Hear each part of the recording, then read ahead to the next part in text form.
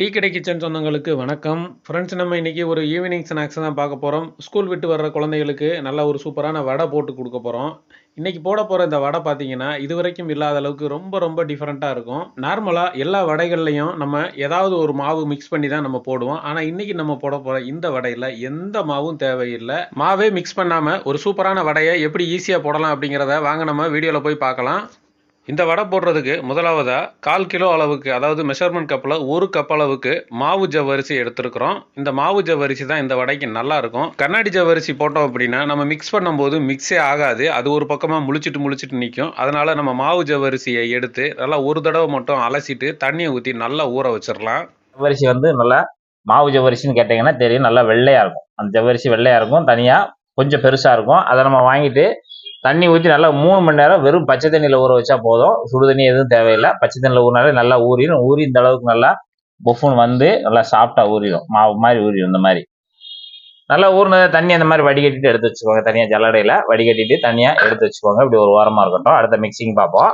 நம்ம வந்து ஜவ்வரிசி வடைக்கு ஒரு ரெண்டு வெங்காயம் மீடியம் சைஸு பெரிய வெங்காயத்தை எடுத்து நல்லா இந்த மாதிரி பொடுசாக வெட்டி வச்சுருக்கோம். அதை நம்ம இதில் சேர்த்துடலாம். அது பாத்திரத்தில் சேர்த்துருங்க. மாவு பிசைறதுக்கு தகுந்தாப்புல ஒரு பாத்திரத்தை சேர்த்துருங்க. மிளகா ஒரு 4 மிளகா, காரத்துக்கு நம்ம மிளகா மட்டும் தான் இன்றைக்கி சேர்க்க போகிறோம். அதனால் எக்ஸ்ட்ரா வேணால் இதுலேயே நம்ம சேர்த்துடலாம். நான் ஒரு 4 மிளகாய் எடுத்து நல்லா பொடுசாக வெட்டிட்டு அதையும் இதில் உள்ள சேர்த்துருவோம். அடுத்து இஞ்சி துண்டு, ஒரு விரல் அளவு இஞ்சி துண்டு எடுத்து அதையும் நல்லா பொடுசாக வெட்டிட்டு அதையும் நம்ம உள்ளே சேர்த்துடலாம். கருவேப்பிலை ஒரு 2-3 கொத்து, அதை அப்படியே எடுத்து உருவிட்டு அதையும் உள்ளே சேர்த்துடலாம். மல்லித்தலை ஒரு கொத்து எடுத்து நல்லா பொடுசாக வெட்டி அதையும் உள்ளே சேர்த்துடலாம். இப்போ இதில் 1 டீஸ்பூனு சின்ன சீரகம், அதையும் இதில் சேர்த்துடலாம். இப்போ இதுக்கு தேவையான உப்பு ஒரு 1/2 டீஸ்பூனு தூள் உப்பு. இப்போ இதை நம்ம ஒரு தடவை நல்லா இந்த வெங்காயத்தோடு சேர்த்து நல்லா ஒரு தடவை பிசைஞ்சு கொடுத்துருங்க. இந்த மாதிரி அவ்வளோதான். இந்த மாதிரி பிசைஞ்சு கொடுத்துட்டு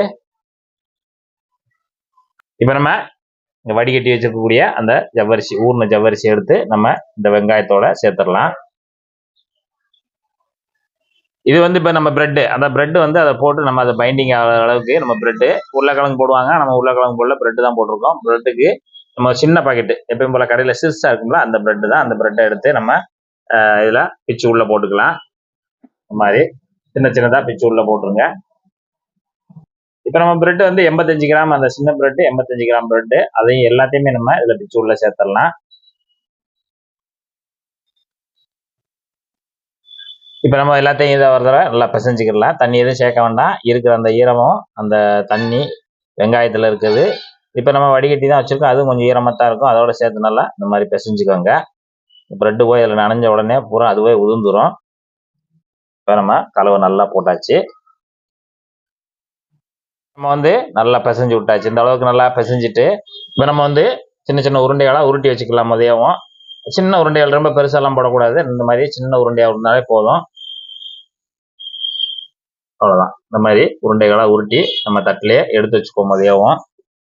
இப்போ நம்ம வந்து இந்த மாதிரி உருண்டைகளாக உருட்டி வச்சுக்கிறனால தான் நமக்கு உடனே தட்டி போடுறதுக்கு நல்லா இருக்கும். இப்போ நம்ம வந்து ஜவ்வரிசியோட போட போகிறதுக்கு எண்ணெய் வந்து பாத்திரத்தில் ஊற்றிருக்கோம். அதில் ரொம்ப ஓவராக ஹீட் ஆகிடக்கூடாது. மீடியமான ஹீட்டில் இருக்கணும். மீடியமான ஹீட்டில் வச்சுட்டு இப்போ நம்ம போட ஆரம்பிக்கலாம்.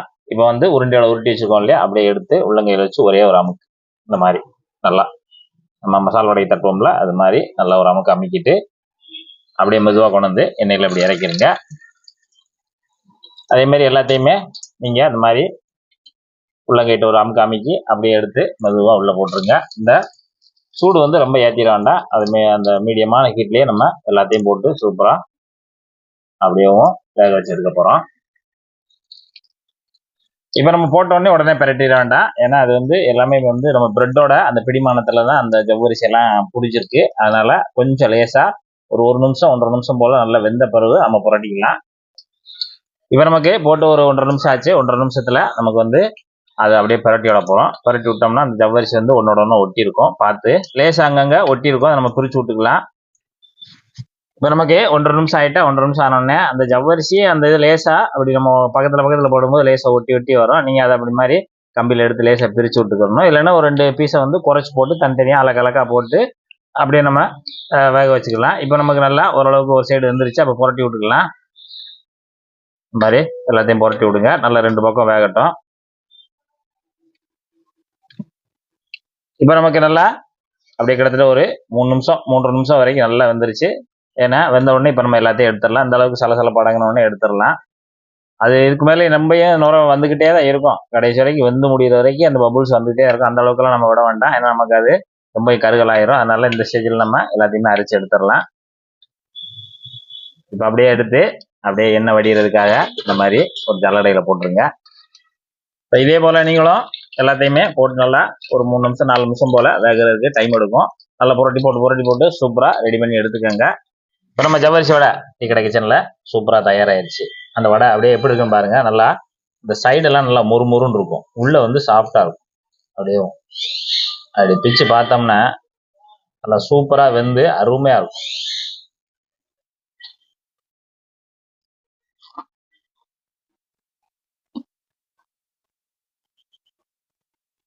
ஜவ்வரிசியை நம்ம வந்து பாயாசத்தில் போட்டு சாப்பிட்ருப்போம். இன்னைக்கு முதல் முறையாக அப்படியே வடையில் போட்டு சாப்பிட்றோம். இந்த வடையாக போட்டு சாப்பிடும்போது அந்த சைடில் இருக்கக்கூடிய அந்த கார்னர் பகுதி பூரா அப்படியே நல்லா மொறுமொறு இருக்கு.